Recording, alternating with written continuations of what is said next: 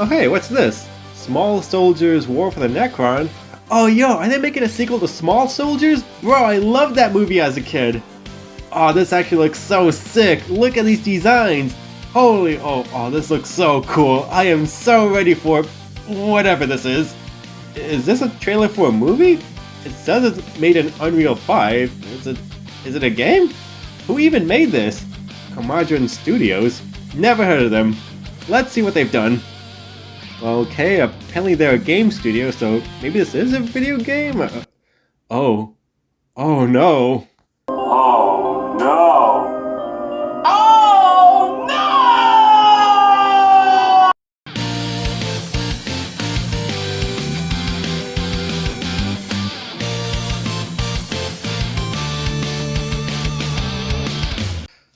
Oh boy, where do I even begin with all this?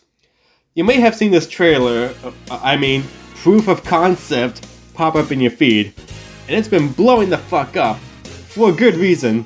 This trailer is a freaking work of art, and it's a promise that a beloved cult classic is finally getting attention after decades of nothing. Yet there's a lot of weird, unanswered questions about this thing. Why is it called a proof of concept and not a teaser trailer? What does that even mean? And it's not even made clear in the trailer itself as to what it is. Who even made this? Why are people even excited about this in the first place? And should they be concerned? To start things off, what even is Small Soldiers? Released in 1998, Small Soldiers was a film made for kids. Expect no mercy. Take that! Big balls of fire!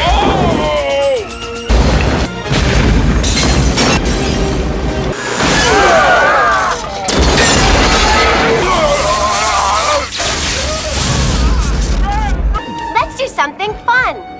We'll all get facials. Did I overpluck my eyebrows?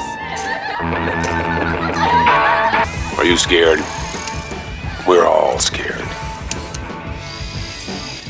You'd have to be crazy not to be scared. And it was awesome! This movie played a lot on Cartoon Network in the early 2000s, which is how I caught it. Every time it was playing, I would stop everything I was doing so I could watch. The story premise is as follows.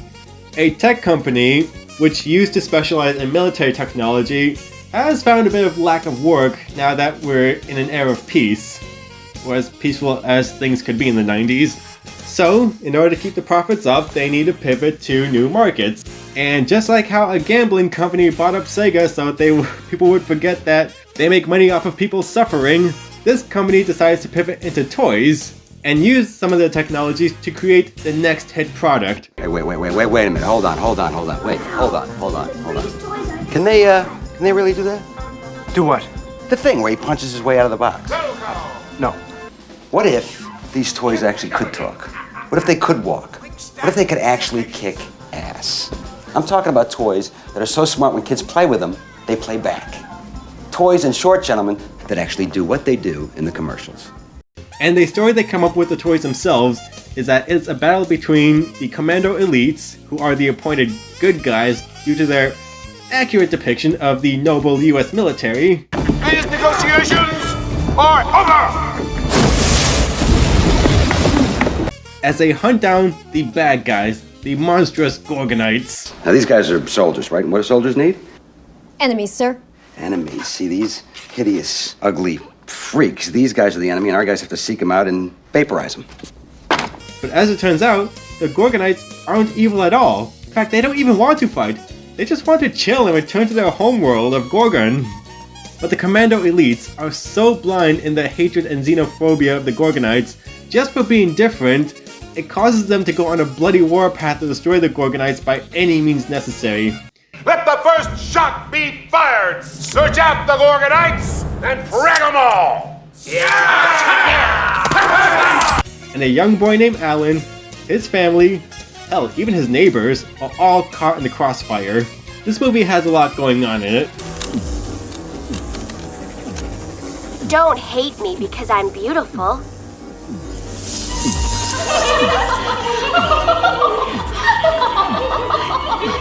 I mean thematically. It's got a lot thematically, okay? Alright, it's got all that as well, and we'll get to that, but it's one of the few kids movies I can think of that takes the concept of good and evil and completely flip it on its head, revealing just how malleable one's views on good guys and bad guys really are, and it's not really something consistently set in stone as we are often raised to believe.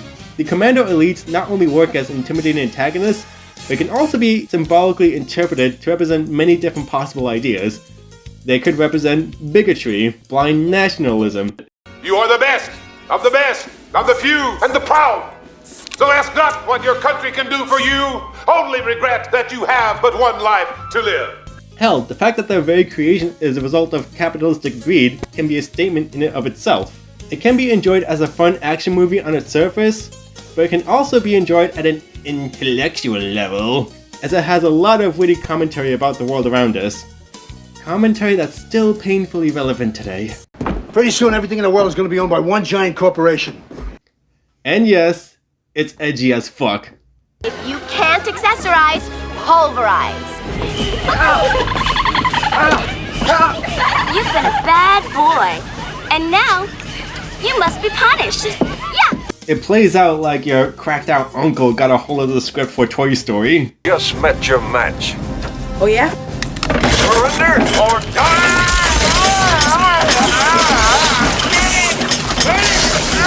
Now, even though I've become a parent myself, I think many parents and adults underestimate how much kids can handle. I grew up with this, and Invader Zim, Newgrounds, and my generation didn't turn out violent or crazy. We just turned out depressed as fuck, and this was nothing compared to what Gen X was consuming as kids. Did you know that there were 6-year-olds watching RoboCop? They made toys out of this shit! Sir? Don't you think that's a bit violent? Exactly. So don't call it violence. Call it action. Kids love action. The point is, despite all of that, this film still has a lot of genuine heart, humor, and profound things to say. It's a film that still holds up to this day. I could make an entire separate video about this movie. I love it so much. And it was a concept that could have easily lended itself to multimedia expansions. Back in the day, it did get quite the push with toys and video games, but after that, nothing. It's been 25 years since that movie came out, and despite some minor sequel baiting, nothing has been done with the franchise since. In an age where mega corporations keep crapping out sequels and remakes to shit we never asked for, Small Soldiers has been left neglected. Maybe that has to do with the original movie's box office performance. But Nightmare Before Christmas wasn't a runaway success either. Its popularity didn't take off until the movie went to VHS, and we all know how eager Disney is to clog up every hot topic with jack crap. Small Soldiers was in the same situation where it wasn't a theater darling, but it killed at home releases and TV airings. So why has no one touched it? Who even owns the movie rights anymore? Well, the movie was made by DreamWorks, which is now a division within Universal, which is a subsidiary of NBC Universal, which is owned by Comcast. Wow, isn't capitalism so normal right now, guys? Pretty soon everything in the world is going to be owned by one giant corporation. However, none of these companies are listed within the credits of the trailer.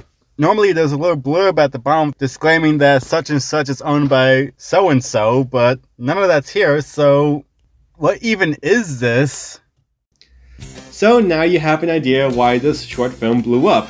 Not only is this the potential reboot of a beloved property that people have been starving for over 20 years, but it looks so good. There is so much artistry and care put into every frame of this production. Just look at how the characters move. There's just enough stuttering in their movement to really sell that these are stiff plastic figures moving with ball joints and hinges. In fact, I thought this entire thing was stop motion. The things people are able to do with stop motion nowadays is insane.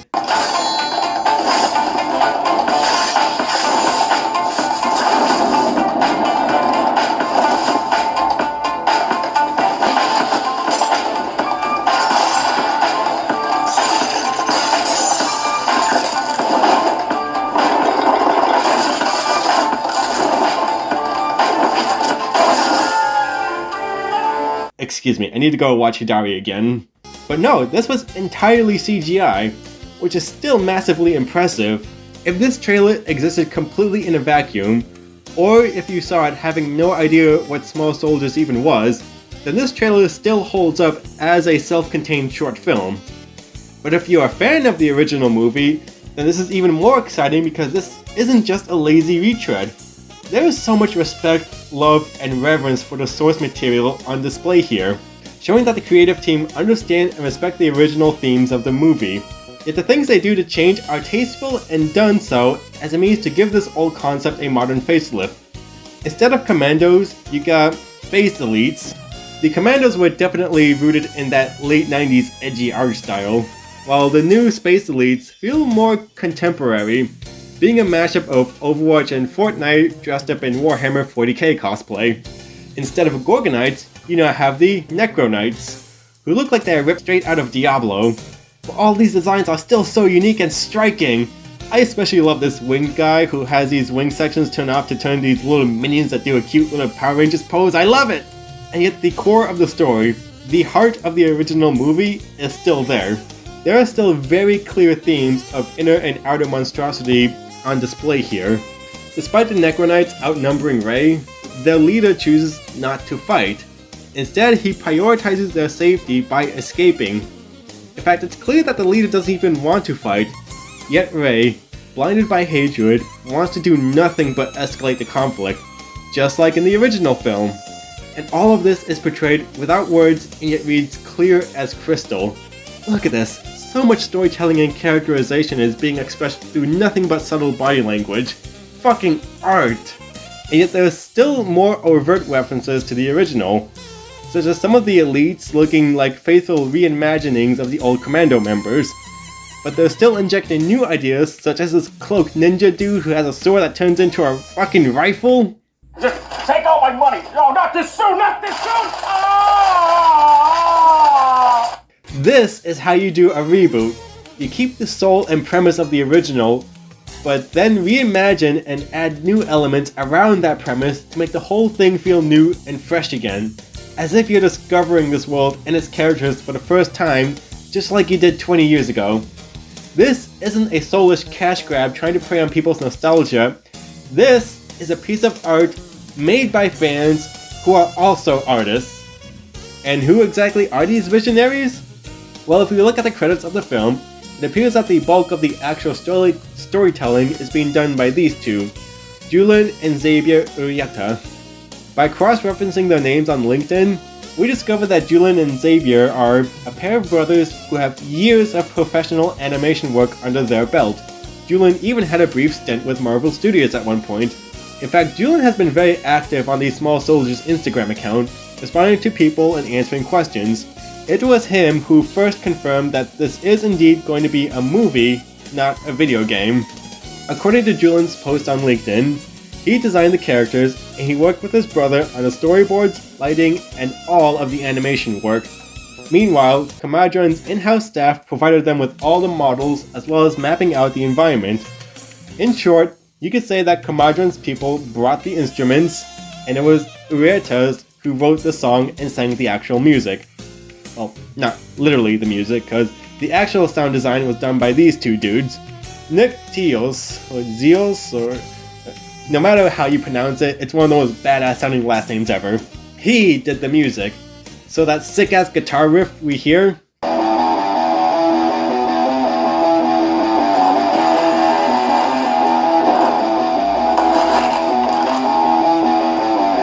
you can thank Nick for that, while Paul Kopstek did the sound effects, a role that never gets enough appreciation for how much a good sound design can add to a production. Now, unlike the Urietas, I'm probably butchering that name by the way, so sorry guys, neither of the sound guys list Comadron as an employer, but they do link the short under their activity, which leads me to speculate that they were commissioned by Comadron for their sound work, which is pretty typical of a project of this scale and scope. As for everyone else, well, I wasn't able to track down every single one on LinkedIn, but from what I can tell, a majority of them list Comadron as their only employer, while there's various other 3D artists who come from various backgrounds, A lot of them have quite a number of years of experience in the field at least. However, unlike everyone else, they all list Comadron as full-time employers, which leads me to guess that all of these people are part of Comadron's dedicated staff, which would line up with Julian's comments. So that just leaves the producers and the managers and... oh boy. This is where the fun begins. In order to talk about these people, we need to talk about Comadron itself, its history, the man who's the namesake of the company, and... Metabots?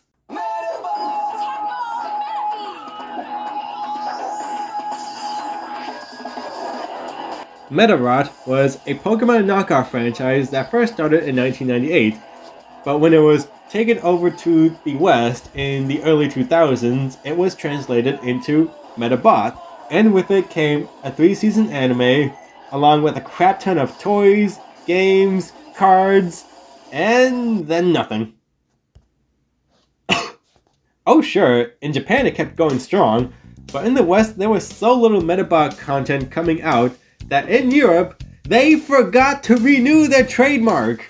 How do you do that? It's important to stay on top of that paperwork because otherwise someone can snatch up the rights and claim they own it now. And that's exactly what happened. In 2018, Kevin Comadron noticed that the trademark rights for Metabots in Europe had lapsed, so he bought it up. 2 years later, he launched an Indiegogo campaign for a new Metabots game for mobile devices, even though in Japan, an official Metabot game was already out on mobile devices. Because he owned the trademark in Europe, he claimed that this would be an official game that would revitalize the franchise, even though Metabots AX, a release of one of the GBA games, got an official re-release on Nintendo eShop back in 2015.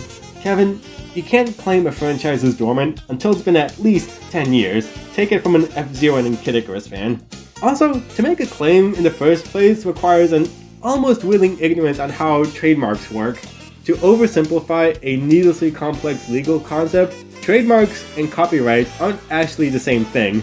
They serve similar purposes in that they're used to prevent fraud and intellectual property theft, but owning the trademark doesn't mean you own the rights to the actual IP. It's kind of like if a restaurant sign fell off its hinges, Kevin scooped up the sign and claimed that he owns the restaurant and all the people who work in it and everything that come out at that restaurant just because he's holding up the sign.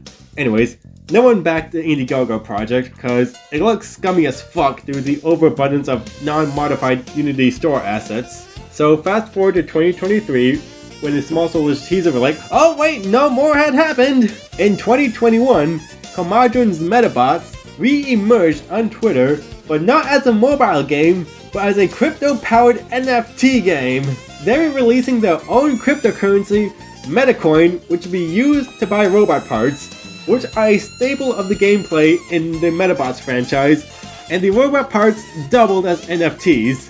But that's not all! You can even bet your Metacoins against other players in online battles, and since Metacoins can be translated back into actual money, that means this game is straight up gambling when many European countries already banned gambling mechanics in video games! Kevin, what are you doing? Especially games aimed at children, and the original Metabots was a franchise unambiguously aimed at children. And the people at Comadron were aware of this because the CTO of one of their primary financiers gloated about how this was an established and recognizable franchise that could give it an edge over other NFT projects. It's worth noting that this mechanic alone would automatically make the game an adults-only rated game, which would not only hurt chances to be brought up on consoles and platforms like Switch, PlayStation, Xbox, Steam, and Apple. Wait a minute, Apple and Steam don't allow crypto games at all! Kevin, do you have any idea what you're even talking about? Oh, by the way, they launched Metacoin before they even launched the game. Hell, they launched the coin before even showing an actual gameplay trailer. All of the initial screenshots they showed were either 2D concept art, models that hadn't had any animation or rigging work done on them, and the environment was still infested with unmodified great value assets. This game clearly wasn't anywhere near done, yet the coin value still shot up, probably due to the totally impartial, totally honest, totally not bought out opinions of various celebrity endorsements. I call them celebrities in quotes because the endorsement comes from other crypto bros and cousins from Breaking Bad? Does anyone even remember their fucking name? So, to recap, we got an NFT game that wasn't finished, and when it did launch, it was crap, yet the coin was released ahead of the crap product, which was gassed up by paid endorsements, and the developers of the game hold the majority value of the coin, allowing them to change the value at a moment's notice, and apparently they didn't pay their developers. Oh hey, I got a fucking bingo! Now, you might be wondering, what exactly would happen if Imagineers, the actual rights holders of Metabots, decided to start selling Metabot stuff in the West again? Wouldn't that put a monkey wrench in Kevin's plans when they noticed some chucklefuck dancing around in a bootleg mascot outfit of their characters? I'm sure Kevin thought of the same thing, especially since it would interfere with his plans to release their own Metabot toys in a fucking movie. Yes, I'm fucking serious! Kevin, please stop! So, to prevent this, he sues Imagineers to prevent them from selling real Metabots products in Europe. The absolute swole sacks on this man! So then, in a plot twist that no one, especially Kevin, could have foreseen, Imagineers countersued, and in the ensuing investigation, finally questioned Kevin's ownership of the trademark. Yet throughout the entire investigation, Kevin insisted that he had no idea Metabots was an established franchise. Okay, Kevin. Sure, Kevin. Okay, Kevin. Also, during the trials, the NFT market spontaneously combusted into the trash fire it was always destined to be. So all NFT functionality was removed from Metabot's game, which means that the people who invested thousands, if not millions of dollars into Nekron lost everything. I don't feel sorry for you idiots. Some people within the OG Metabots community speculate that this entire ass parade was the reason why the West hadn't seen any new Metabots games or merchandise for years. I don't know if that was the case, but what I do know is that the people who were at the center of this circus are now the executive producers of War for the Nekron. Oh joy! So, what was the ultimate conclusion of all this? Well, that's just it. There isn't one, because the court trial is still going. In fact, the story hasn't ended. It's still ongoing, and shit just keeps getting crazier. Most of the info I've provided so far come from a Reddit and Twitter user by the name of Crate, who made this really thorough expose on Twitter, which also provided all of the screenshots I've been showing you throughout this whole thing. That was made a year ago, and so much stuff has happened since then. So much, in fact, that Crate has no idea how to organize all of it. And I don't even know myself of where to start. There's been more lawsuits, more bought up trademarks, a second cryptocurrency. I shit you not. Kevin, no! Kevin, what are you doing? Kevin, stop! I was planning on having this video done a week after the Small Soldiers trailer went up, but the more I kept digging, it was like that one hole you find in Silent Hill 2, where you just keep going down and down and down, and just when you think you've hit rock bottom, it keeps going. And it's just gotten to the point where my mind can no longer fathom the madness that is Kevin! Okay. So I am going completely off script here, mostly because I had to completely throw out my script at this point. I had an entire written conclusion ready, but after I've been talking to Crate and just discovering even more of this crap, I had to throw everything out the window, because as it turns out, this story is still developing. And if I'm ever going to release this video in a time where it's going to capitalize on this new trailer coming out, I'm going to have to cut it off here, because there was just so much to go through, and it just would not stop. This man stops for no one. Now, from what I can glean, the executive team and leadership seems to have been very hands-off when it came to the making of the trailer itself, so that's why it came out so good in the first place. However, as much as I love this project, and as much as I want to succeed, I'm a little worried. Because after going through everything, I kind of question the studio's ability on how they're exactly going to pull this off. Because the thing is, Comadron only has 30 dedicated employees. At least last time I checked, which was in late July. It is one thing to spend 1 year to make a 5-minute teaser trailer, but it is an absolutely astronomical other level to make a feature-length animation production. I don't see how it's going to be feasible to release a movie within our lifetime with such a small number of staff, especially when a number of them don't seem to have any experience at all within film or animation. And even if they somehow do manage to pull it off, it's still even more dubious as to whether the end product is going to be good. I'm not trying to doubt or downplay the talents of the people who are already working there, because as the trailer has demonstrated, they do have genuine talent. However, you can have all the talent in the world, but if you're working on a crunched deadline with very few manpower or resources, and the leadership itself is completely inept, these are all things that can completely cripple a production, no matter how good your people are. I've read so many stories within the gaming and film industry about how these things did in fact kill so many promising projects, or just turned highly anticipated ones into flaming balls of farts. And the motives of Kevin himself also need to be called into question. I can't outright claim that the entire Metabots fiasco was an outright scam. In my opinion, it is very possible that the entire thing is just an act of complete ineptitude. A complete lack of understanding of how international copyright laws work, being completely swayed by the siren calls of crypto bros, and an underestimation of the demands that game development requires. Which, you know, is still not good, in my opinion. Like, where are they even getting the money to make this movie in the first place? Are the finances all just a result of the NFT train robbery they committed? Twice? I don't know, and I don't really have any conclusive answers right now. I just think that the public needs to be made aware of these things. Because, Kevin, you're playing with our hearts here, man. Small Soldiers is such a beloved IP, and if you end up fucking this up, both for us the consumers and for the people who have to work underneath you, it's not gonna look good for you, man. Like the whole Metabots thing, like, yeah, I get it. You're just establishing a company for the first time. No one's going to fault you if you end up tripping over yourself just trying to get yourself off the door.